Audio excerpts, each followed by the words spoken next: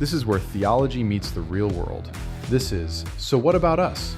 A podcast about tackling real-life problems through the lens of Scripture, learning how to apply God's Word to every single area of life. Because the Christian faith isn't just something we study, it's something we live. In this episode, Pastors Stephen and Travis are joined by Ruling Elder Marty Moore to discuss the 53rd PCA General Assembly and what that means for us at Chestnut Mountain Presbyterian Church. And now, let's ask the question. So, what about us? Well, welcome back to another episode of So What About Us? So this is episode 21, 24, 22. So with me I have Pastor Travis and Ruling Elder Marty Moore. Marty Moore. So we don't have Andy Jobson with us, but this is the crew that we took to General Assembly. And so what I want to talk about in this podcast is, so what happened at General Assembly? What does that mean for us at Chestnut Mountain? So Travis, I want to start with you. Talk to us about what is General Assembly? Why do we do it? Why does it matter? I think we touched on this maybe last episode or a couple episodes ago, just about the courts and how Presbyterian, our denomination is laid out, the Presbyterian Church in America. So we have the session, which is the court that's over our church, so elected men serve. And then our geographical area is our presbytery. And then Georgia above Foothills. that, the Georgia Foothills Presbytery.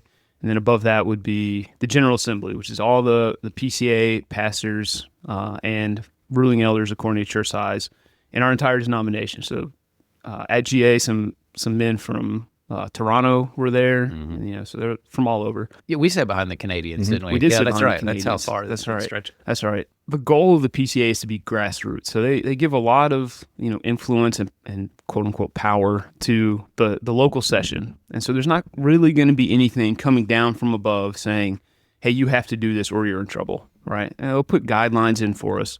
But for the most part, the session, the men that CMPC elected to be elders and to care for the sheep are going to have a lot of sway.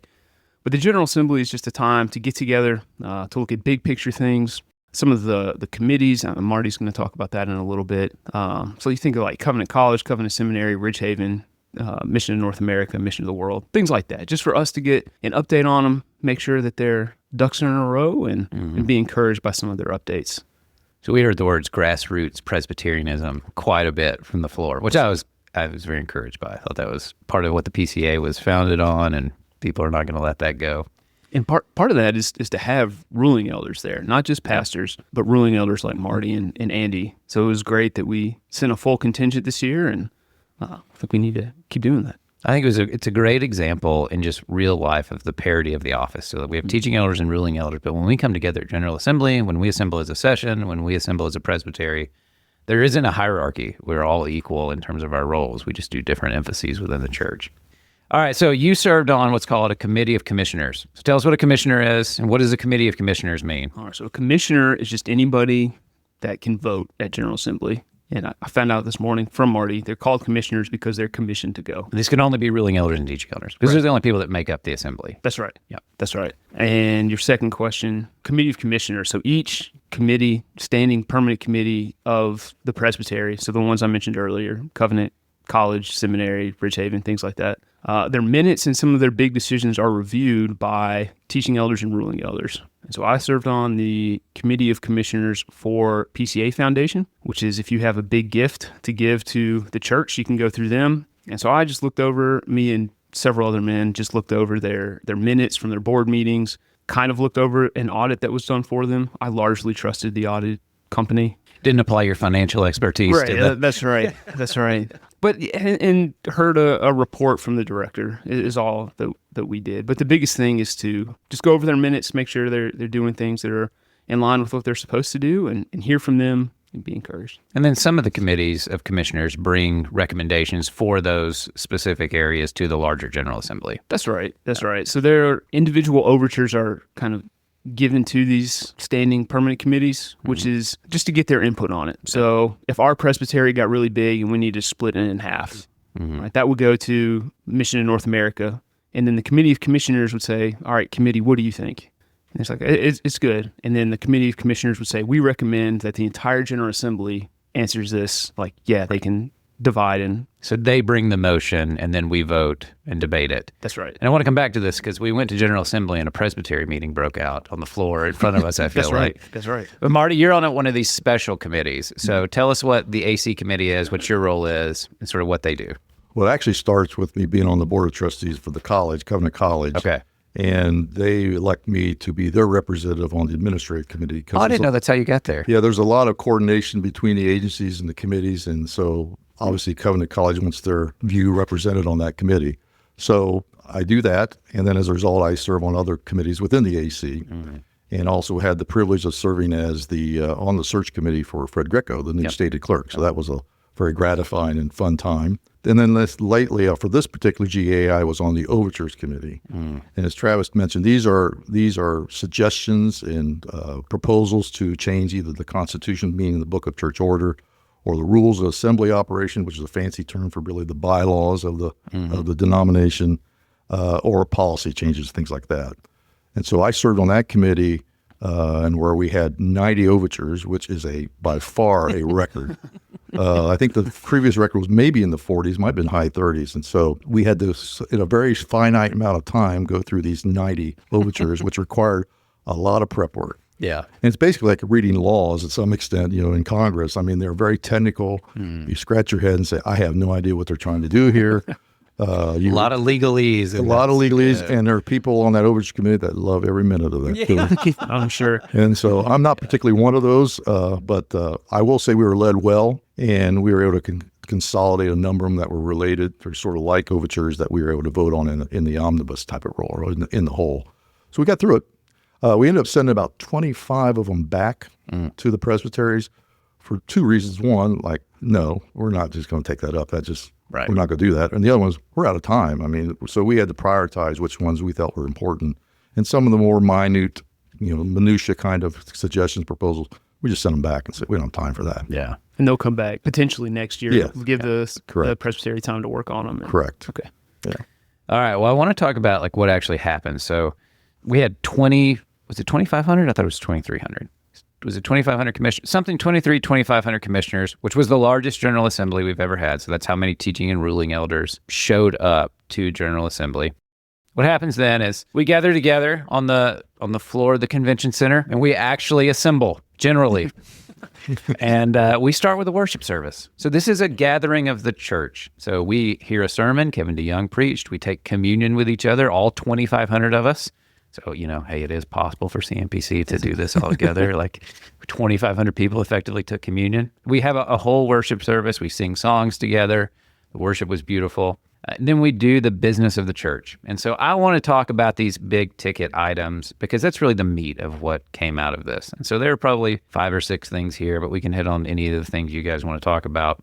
Marty, I want to start with you. So I think the easiest thing we did, but probably still the biggest thing that we did, was elect a new stated clerk. Yes. So tell us, what is a stated clerk? You were on the search committee for Fred, so tell us how that went. Was it better or worse than a pastoral search committee? Yeah, and Marty's 2 for 2 on these search committees. They're doing great. And what should our expectations of the stated clerk be, and how can we pray for him? Sure.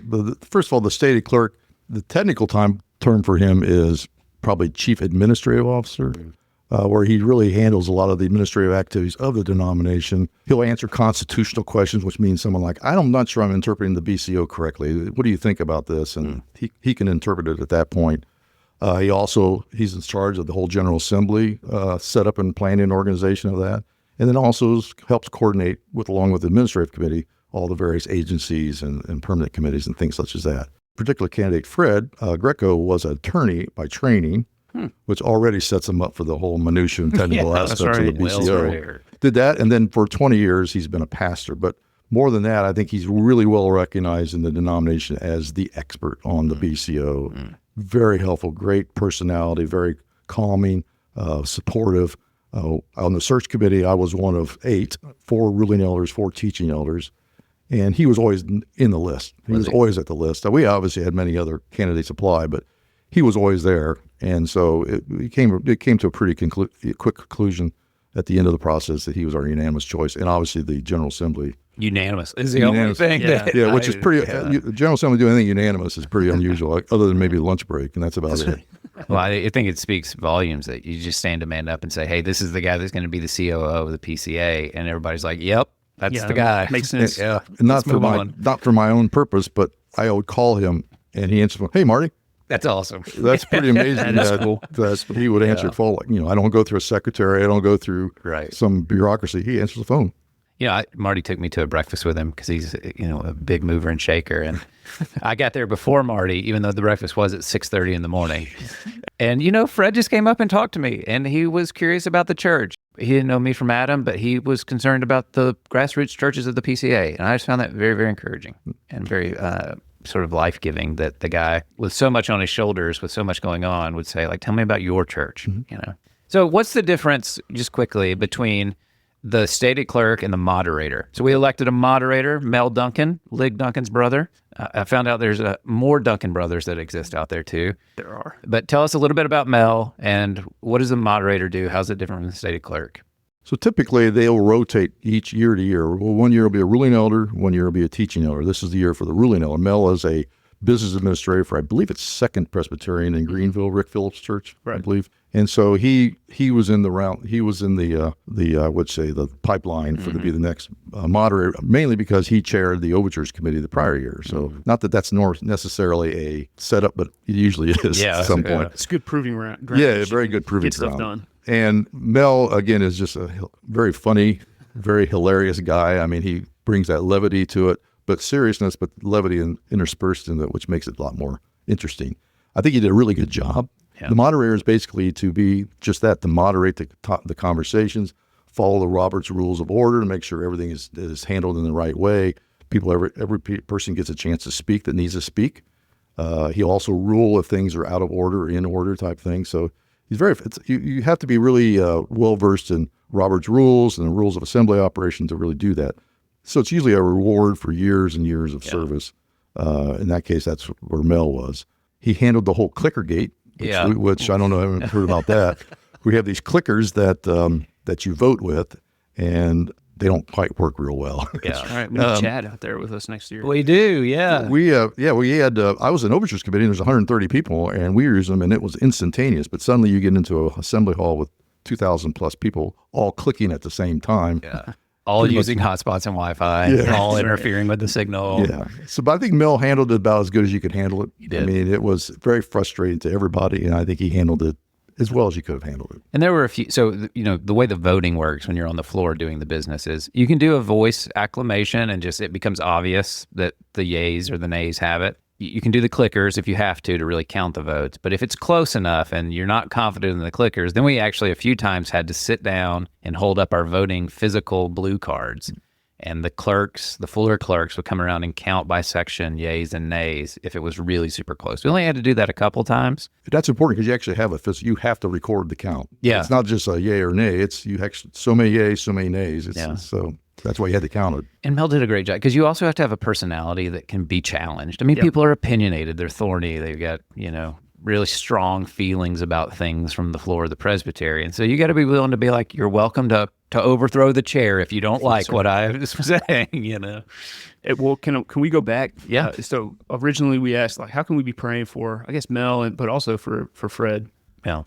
Well, particularly Fred. I mean, he's well experienced, well versed. He's got all the pedigree to do this job, but there's always going to be the what ifs. There's always going to be the unknowns. There's always going to be some kind of controversy. And so we just pray for him that he'll continue to have that wisdom that he's been gifted by and born with, and that he would continue to exercise that. I have no lack of confidence that he'll be able to do very well in that job, but we should just pray for him. When we pray for the denomination, just think of Fred as well. He would appreciate that very much. All right, well, I want to talk about the actual business, so the meat of this thing. So that's how how General Assembly works. So you can sort of imagine all 2,500 of us in the same room. They're in Louisville. The administrators are up front. Mel's chairing this from the stage. And so what happens is we'll do basically I would say these are the two meatiest things. RPR, so the review of presbytery records, and then deal with overtures. So these are the things, like we said, that come from the presbyteries, changes that they want to see to the Book of Church Order. And then what will happen is the the issue will come up, and we will hear speeches for and against it. So Mel will say, okay, would somebody like to rise and give a speech for this thing or against this thing? We kind of bounce back and forth, and he did a really good job making sure there was sort of, as best he could, equal time given to opposing sides of whatever the issue was. So we kind of talked about what came up in review of presbytery records. There was only two big things, which was, should we as a church body collective be releasing men to leave the PCA to go do ministry in the Episcopal Church without sort of censure or a warning or some sort of negative sending off? Should we just allow them to freely be released? We don't have to belabor this, but there was some debate about whether the local diocese of the Episcopal was conservative enough to do this, but unless I'm misremembering this, the assembly decided we're evaluating the denomination as a whole, and the Episcopal Church is no longer correctly administering the word and sacraments, and so we should not be releasing men, even into conservative dioceses, to the Episcopal Church. Am I remembering that right? You look like maybe I'm trying to remember. I think so. Yeah, I think that's the gist of it. It was fairly close. Yeah. Is that right? Yeah. And then the other one was, should we allow ministers who come in to express differences with the Westminster Confession on the use of images of Christ? And it was a little bit tricky because this is where you get into kind of the legalese. So the recommendation was we ought to get more clarity from this one man who gave this exception. And so just to sort of play that out, you have a presbytery taking an action on a minister at a local level, making it all the way up to General Assembly. Like, that's the levels of accountability that we have. And so this was debated back and forth. And I think this is where you sort of lose the thing being discussed to the larger, broader theological debate. So I think if I'm remembering this correctly, the way that overture eventually got passed was to send it back to the presbytery and ask the man to write a more clear exception that we could then evaluate. Yeah, I was on the RPR for 3 years, and they're very loath to second-guess presbyteries, and because they're closest to the action. And grassroots Presbyterianism. Exactly right. So they're very loath to do that. So when that does come up, it's sort of an important issue. Yeah. All right, so let's get into some of the things that came up for overtures. So one of them was that we agreed as a General Assembly to affirm the Danvers Statement on biblical sexuality as a biblically faithful document. Travis, you want to just kind of start this conversation. Why did we do that? Why was it debated? What does that even mean? So the Danvers Statement was passed, I think, in the 80s. And it has to do with biblical manhood and womanhood and kind of the complementarian versus egalitarian roles of genders in the church. And I don't know why it came up, because we passed something similar a few years ago. But why it was debated, I think, for being fair to both sides, is one side would say, we've already passed the Nashville Statement as biblically accurate and biblically faithful. Why do we need to keep passing these things that other people wrote when our own denomination has made our stance clear on this? And the other side would say, well, it's true, so why wouldn't we? Right. And so I think that's where the argument was never like, oh, the things in the Danvers Statement aren't true. Right. And it's like, should we say this again? And so my opinion actually switched. So I was going to vote against this simply because we've made statements like this. I don't want to have to vote on a biblically faithful statement every year I go to General Assembly. Right. But once it comes on the floor, you can't say like, no, I don't want to vote for this, because just the optics, you don't have time to explain in nuance, like, here's why I didn't want to pass this thing that I think is true. Yeah, I think it's a great point. So I actually voted against it for the reasons you just cited. Okay. So the language of the overture, but I understand that reasoning, and I think that's legitimate, totally good reasoning. The language of the overture was adopt, not declare. Ooh. Right. So if it was declare the Danvers Statement biblically faithful, I would have been more persuaded. But I think it said sort of adopt it as a biblically faithful thing. I think that's what I could be mistaking it. But I was of the opinion sort of that I don't like and somebody made this speech against it. So if somebody just writes a biblically faithful document, are we therefore obligated now by virtue of this precedent to declare all things? That was good too. That's a biblically faithful one. Yeah. I agree with the Danvers Statement. I think it's a wonderful statement. I just think, much like what we're going to talk about with Overture 37, we just don't need to pile up things unnecessarily because they're good. We can just let them be good. What do you think, Marty? Any thoughts? In the Overtures Committee, it was hotly debated, and it was the closest vote that we had in the entire Overtures Committee, all 90 plus or whatever. It was like 2 votes separating for and against. That's right. The arguments came down exactly what Travis said. Why or why not? Yeah, that was basically the 2 arguments. Why are we doing this, or why not do this type thing? But I can see the legitimacy of like the world can't parse out what I just said. Sure. And so it maybe be for this particular one, given its particular relevance to our cultural moment, needing to just say like, yeah, we just need to just say yes to this because nobody will understand the no. Right. Yeah, what are the headlines if we say no? Right. PCA doesn't think the Danvers Statement is true. Right. Me just going, that's not what I said. That's right. That's not what I said. All right. So the hot one going into it that I think probably got the most ink and the most airtime was Overture 37. So Travis, tell us what Overture 37 was, and then Marty, I want to hear what the debate was like in the Overtures Committee on this one. All right, and so Marty, you can correct me if I'm wrong on this one. Overture 37 was the most, I guess, direct. We should have female ordained deacons. Mm-hmm. There was lots of other overtures that said things about women operating like functionally as officers, but this one was very to the point.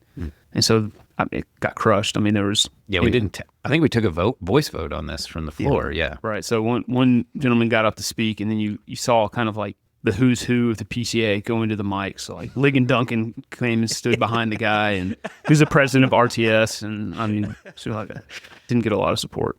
What was the debate like in the Overtures Committee? Was there any debate? As Travis said, there was actually 11 overtures sort of pseudo-related to this Overture 37, so we just grouped them together and said, well, the other 10 will make reference to Overture 37. However, we go with 37, the rest will follow along. And the debate was not, again, expecting, some rather scrapping going on and some harsh tones. Yeah. It was very, very quiet. It was basically, they actually had to ask over and over again, is anyone willing to stand in favor of this? Yeah. It was, I think the final vote in the Overtures Committee was 117 to 12. So it wasn't even close to being. Yeah. So it would end up being a non-issue completely for the overtures, and as it turned out, as well for the whole General Assembly. Yeah. So I think it's probably enough of a margin that it may not show up for a while. This is one of the issues that first-time General Assembly person here. Yeah. I just looked at it and thought, there's not, like, the PCA is just in a place where we're just in a really good place. Like, these things are going to always come up when you have 2,500 people in a room and a presbytery this big, but, we're not threatened by drifts in any certain direction. We're fine. And the other thing to keep in mind, too, about the overtures, how they're worked on, once they're approved, they have to go to the presbyteries to be voted on again. That's right. And it takes 58 2/3 of the presbyteries to approve it. Yeah. And if that doesn't happen, then it just falls away. But even if they do approve, it's still got to come back for the second General Assembly and then be voted on again. Yeah. So changes don't happen quickly. It's sort of like amending the American Constitution, right? The states have to ratify these things. So even for a chance it passed the GA, there's no chance probably it would ever get through 58 presbyteries. That's right. So the other one that I'm curious what it was like in the room. So there was the decision made to serve wine at the Lord's Supper at General Assembly. So you had to bring your own bottle this time if you wanted it because we weren't prepared to serve it. But you guys talk, why did this come up? Why did we make this change? It was the longest debate in the Overtures Committee. It was like, I'm sitting there like, I'm next to another member, the teaching elder from Presbytery, Foothills Presbytery. We're like, what is going on? Yeah. And even the question like, well, how do we know which is, will we have to mark it that this is wine and this is the grape juice? And someone suggests, well, just use white wine then. Well, that created a whole nother discussion. Yeah. Is it supposed to be red wine or white wine? So it was a long, very long discussion that ended up being a non-issue to some extent. But, yeah. How do you practically do that? Will they have different trays? In a lot of churches, so we here at Chestnut Mountain, we use grape juice exclusively, but in some churches like Jason's church in Jefferson, he has 2 rings. So when you pass the thing, the middle ring will have cups of real wine, and then the outer rings will be juice, and you kind of make that clear to people and they can choose. How would you practically do it with 2,500 people? Well, I think they did do it. Wine people on this side of the ring. Oh, did they? They have rings before, I believe. I'm trying to think. Remember. I know one GA they outlawed wine completely. It was somebody made an edict like we're not going to have wine at all. It's all going to be grape juice. So I don't know how that happened. This was just sort of. I think the idea behind this was just let's just institutionalize what we want to happen and basically give you the option to do what you want to do. And I think it'll come down to what the convention centers allow. Yeah. I can see some of them saying like, wait, so you want to pass out alcohol to a room full of people, some of which are under 21. I do think there are always, I think every state has religious like exceptions, but that's a lot of bottles in the back for 2,500 people. That's right. So the other thing that got really hotly debated was term limits. Now, how does Fred Greco's role work? Is it term limited, reelected, permanent? It's really it's unusual. It's a year-to-year contract. It is, but he's got a contract. Okay. So he'll rule under, or he'll operate under that contract, just like and this only, by the way, is for the permanent committees, not agencies. The difference is agencies are the college and the seminary. RUF, I think, is an agency, but the rest of them are all permanent committees. That's what this affects. The RUF or the M&A, the MTW, those were 1 year. The overture was to make it a 4-year term. But Greco, we have to elect every year, technically. Yeah, the AC does. Oh, the AC does. Yeah, So that's a non-issue. Then that comes through the General Assembly as a recommendation from the administrative committee. Well, actually, the committee of commissioners, right? And that's usually just a blank check at that point. So this was I want you to repeat that. So say this again. This overture about changing term limits to 4 years instead of 1 was for which side of the house, or what? What's called the permanent committees, which would be, example, Mission North America, Mission to the World, those type of things, not agencies. And I don't know them fine-tuning why one's called an agency, why one's called a permanent committee. It might have something to do with the old, way back when the two denominations merged, they brought in the college and the seminary. It may be related to that. Yeah. So you can serve on the permanent committee of Covenant College, right? But then the president of Covenant College is on the agency, so we can't fire him. No, you can't. No, he's got a regular contract. Right. I know he does, but isn't there somebody that's on the committee this permanent committee of Covenant College? We're a board of trustees of the college, okay. and therefore we're an agency board. Gotcha. Yeah. So the debate here was basically this. So the thought was 4-year terms would provide more stability and therefore attract higher level candidates. You'd get a better person who wants to serve if they weren't sort of had their job at risk every single year. Counter argument was, we like the yearly accountability. It gives us a chance, should something go wrong, maybe M&A is a good example of something went wrong, that we can address this yearly. And it also causes those agency heads that are on these term limits to know they're accountable every single year. So the debate went back and forth like this. And then eventually it came down that the assembly decided to keep the 1-year term limits and not move to the 4. And, I think it's nobody, there is an example, was not an example of somebody who had sort of been overthrown, in year 2 or 1 or whatever. So it was kind of a moot point. It's more about like the edge cases that might come up in the near future where you would need, to not have to wait to the end of a 4-year term to deal with an issue. But that's actually a good transition. And Marty, you can talk a little bit about this in a high-level way. So Mission to North America, we have 2 big mission-sending agencies, Mission to the World, which we hear a lot about here at Chestnut Mountain, but we also hear a lot about Mission to North America. And Mission to North America has been struggling. They've had some issues going on. Tell us a little bit about what those were and then how they're being addressed now.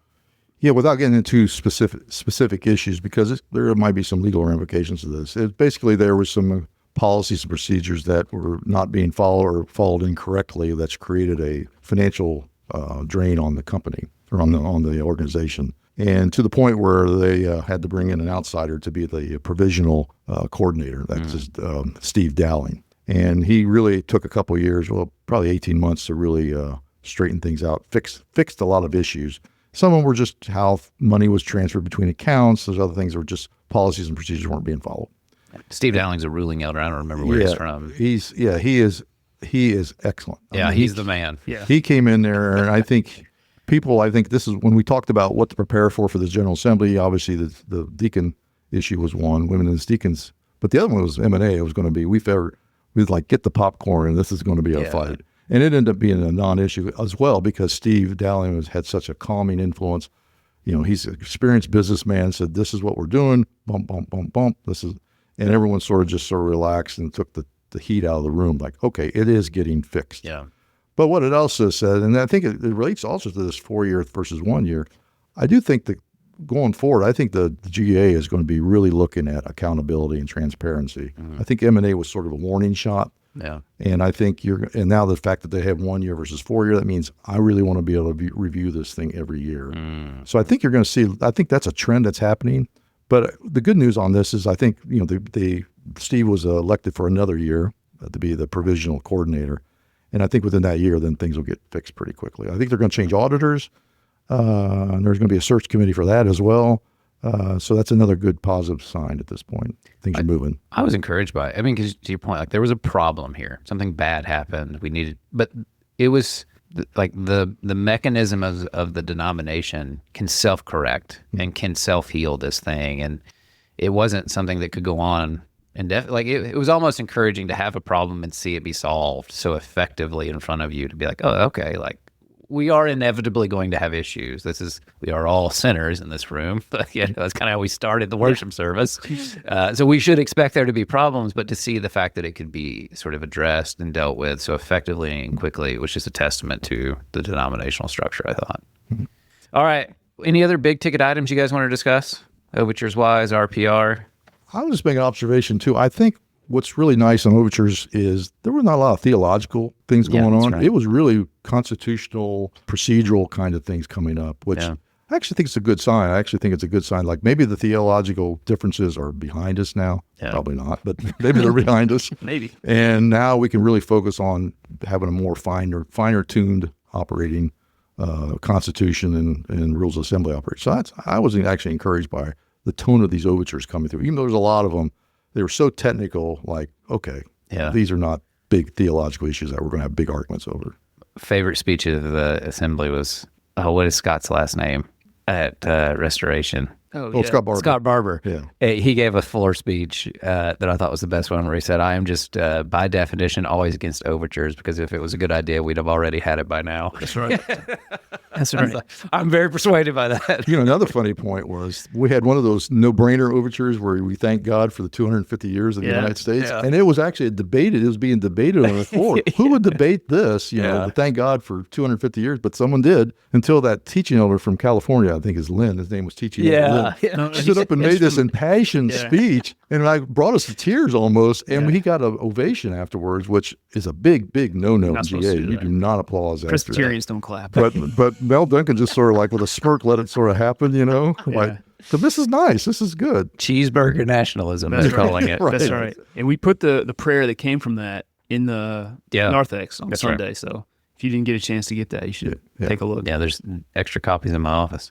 All right, well, here's what I want to talk about. Travis, and Marty, I want to ask you the same question. What encouraged you? So what was the most encouraging thing from GA for you?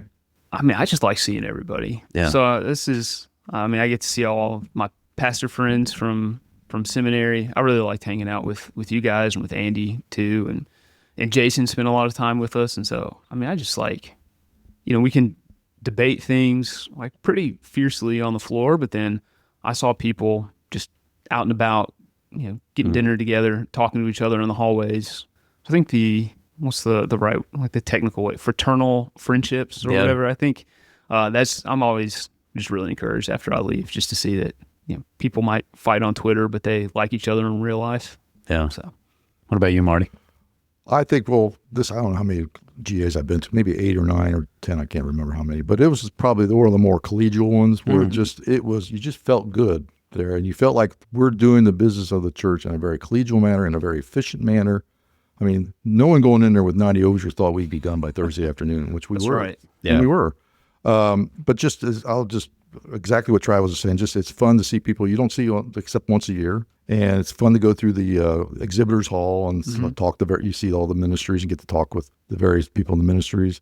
And we did get some work done. And again, there's no big theological arguments. This was just, more precision in our constitutional agreements and things such as that. I was very encouraged by that. That's good.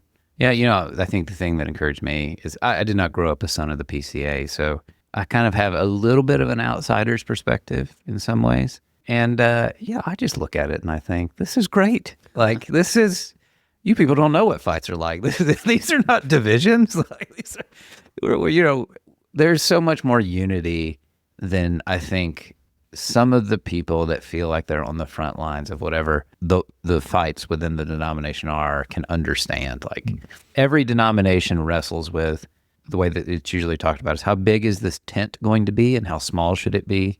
Do I want to be partners with that person? That kind of church. Can we exist in the same denomination and acknowledge each other as good brothers? And you use the word have good fraternal relations with each other.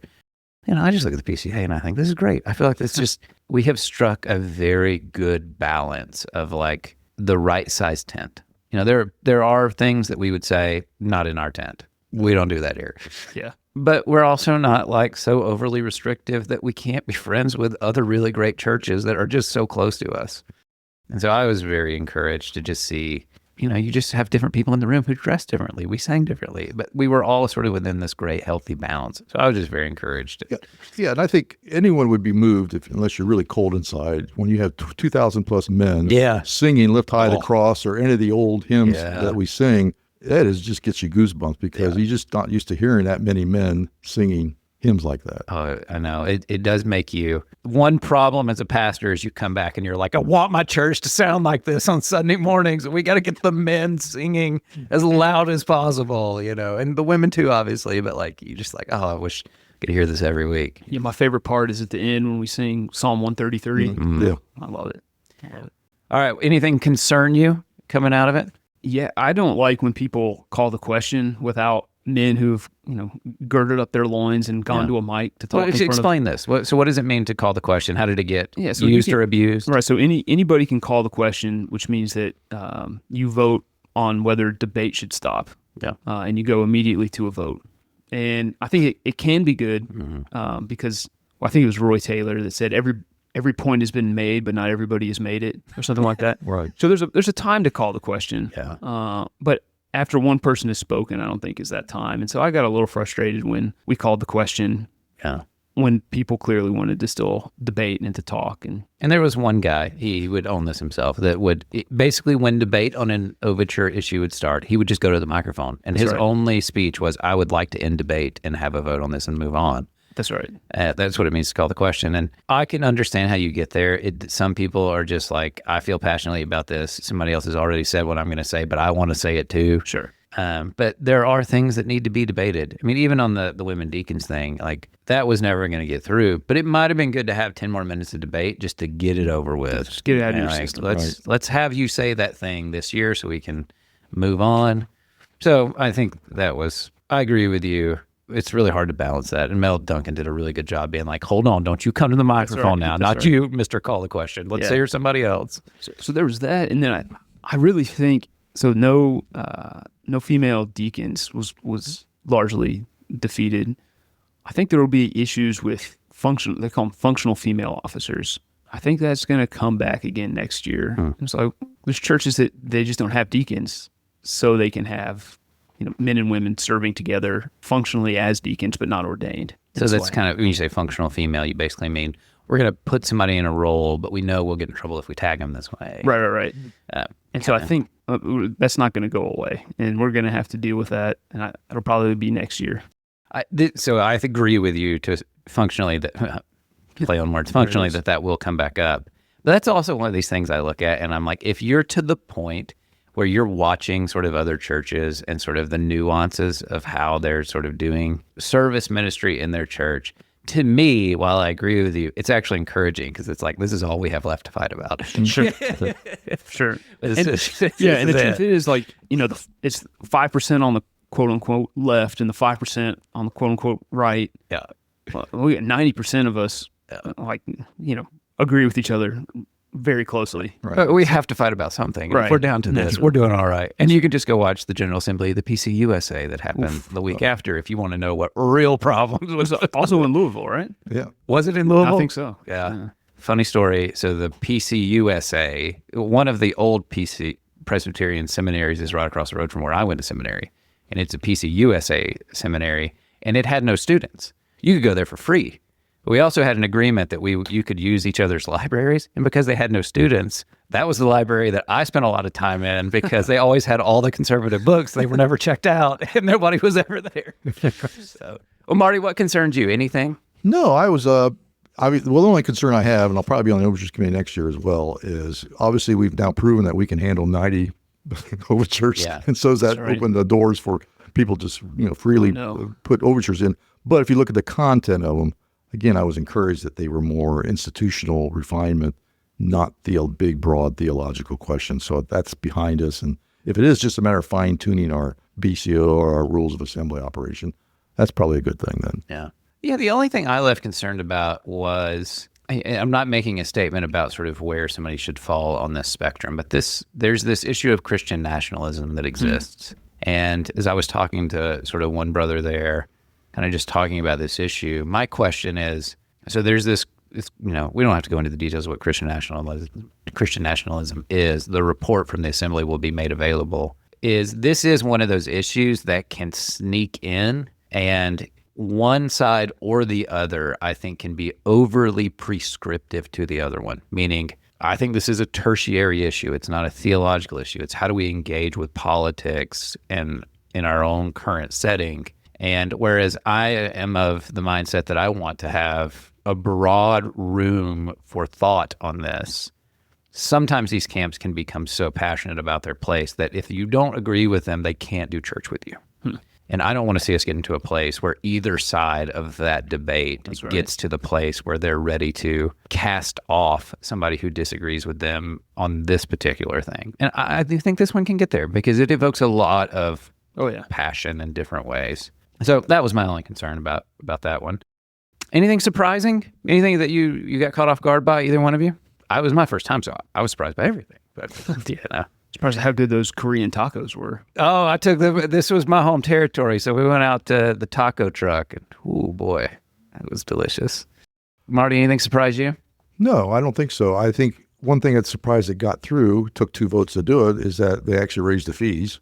Oh yeah. For next year, which that's like voting for a tax increase, But it did go through. It took some parliamentary gymnastics for it to do that, which I was very impressed with our provisional state clerk, how he handled that. But so it's we did, and that's important because while the AC will make money, which is a terrible way of saying it, but make money on this one, they will probably not make money on the Milwaukee one because the attendance will be down.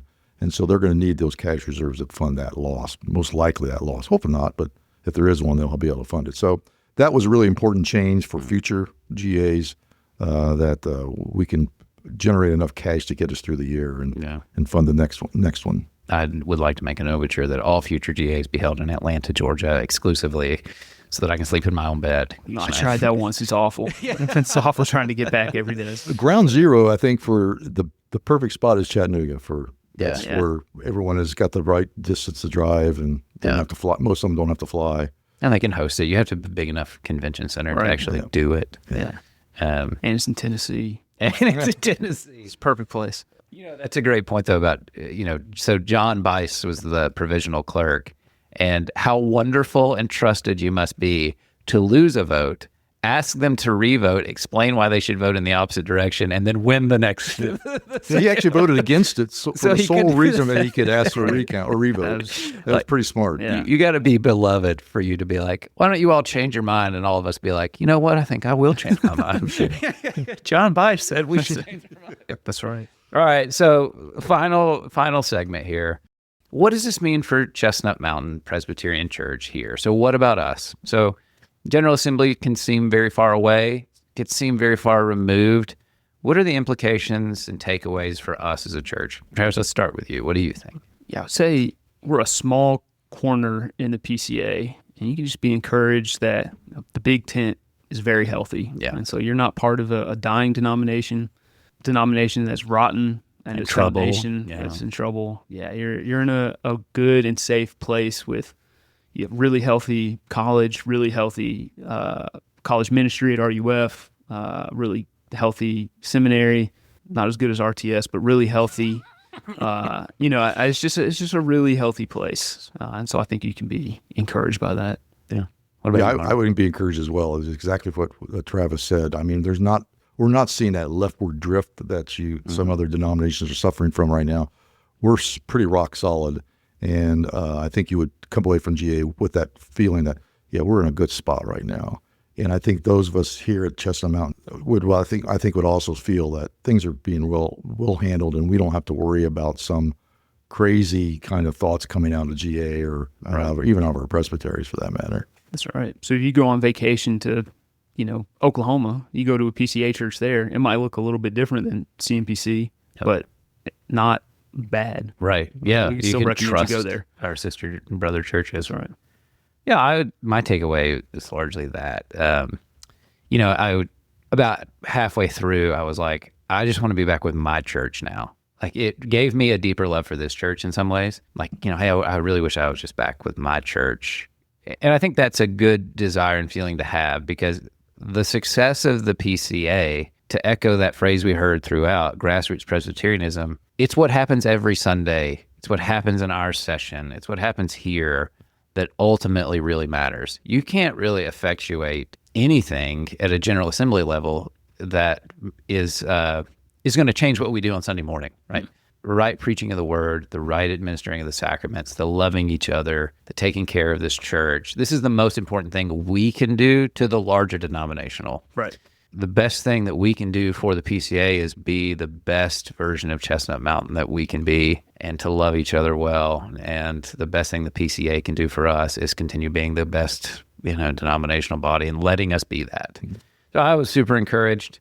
There are a lot of churches, a lot of good churches that are in denominations where their denomination is their enemy. They don't want to be where they're at. And we're not in a place like that. We're in a presbytery that's really great. We're in a denomination that's really great, which means that we don't have to worry about those things and we can just focus on being here. And so that was a great blessing for me. All right, final thoughts, comments? Live stream it next year. Yeah, you can always log on and watch it if you're struggling to fall asleep at night and you need something to. We were on TV, by the way. We were at one point. Yeah. I stick out on the lighthouse with this fire, so it's tough. I can't hide. There is a decorum to it that's kind of fun, when Mel's like, microphone 4, for what purpose do you rise, sir? Yeah, I rise to speak against the motion. I would like to address the court in this way. There's kind of a fun, decorum about it that would be fun for you to watch if you've never seen it. Yeah, or go back and watch the worship services, especially Kevin DeYoung's. I thought his was excellent. Yeah, his sermon was great, and I even sent some of the songs to Richard, and I was like, we should sing this, we should try this. There you go. So. All right. Well, thank you all for joining us again. We'll continue studying the Bible, talking about these things, walking through the scriptures, and asking ourselves each week, so what about us? Thank you for joining us on this episode of So What About Us? If this show helped you connect the dots between Sunday and the rest of your week, share it with someone who needs to hear it. We'd also love to know how you're applying this in your own life. Send us an email at podcast@cmpca.org and let us know. Until next week, remember that Scripture isn't just asking, what about them? It's asking, what about us?